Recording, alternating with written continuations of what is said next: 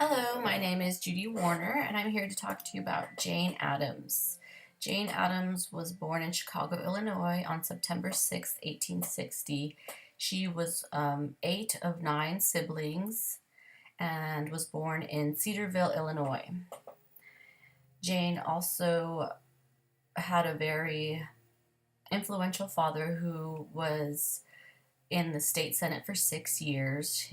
He was also an officer in the Civil War. He was also very good friends with Abraham Lincoln, who addressed letters to him by Dear Double Deed Addams. Her early life, when she graduated college, was in 1881 from Ruckford Female Seminary. She was the valedictorian of her class of only 17. She tried to study medicine but couldn't finish because of her health reasons. Thereafter, she traveled to Europe and found with her good friend Ellen Starr and visited a settlement house. This settlement house was in the East End of London called Tawny Hall.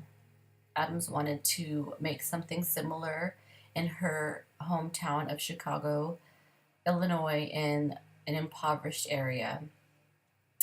Addams and her friend leased a place in 1889 from Charles Hewell on the corner of Halsted and Polk.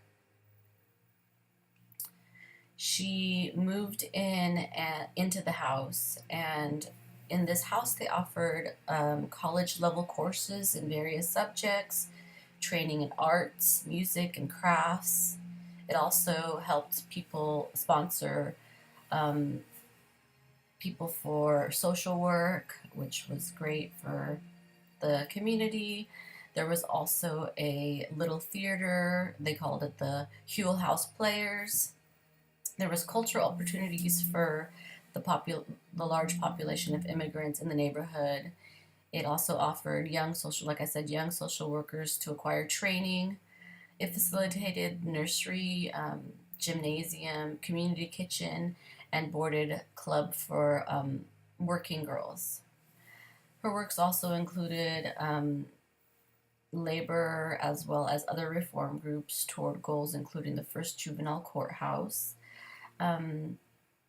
She also was the reason she supported advocated research that aimed to determine the cause of crime and poverty, supported women's suffrage, which allowed then after an 8-hour workdays for women. Also had factory inspection and workers' comp. She did a lot in her life. In her later life, she also was the first woman president of the National Conference of Social Work. In 1912, played an active part in Progressive Party. She served as chairman of the Congress of Women, thereafter established the Women's International League of Peace and Freedom. In 1920, she was involved in American Civil Liberties Union, and in 1922 was publicly opposed.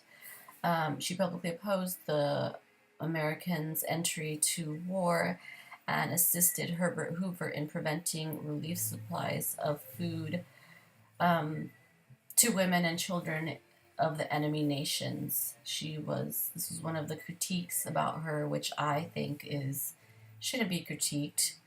Whether you agree with war, whether you don't agree with war, I think that children and women, that innocent people deserve to have food and clothing and things like that, especially during war.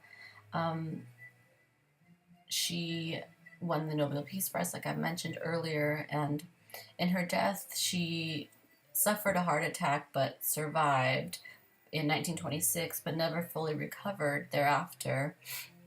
On December 31st, 1931, Addams was told that the Nobel Peace Prize was being awarded to her in Oslo. She died May 21st, 1935 thereafter. So Jane did a lot of work in her life that helped not only her community and not only women, but also education. As I mentioned earlier, she offered college course levels to help her community grow, and so that's one of the things I admire most about her, and she was a great lady.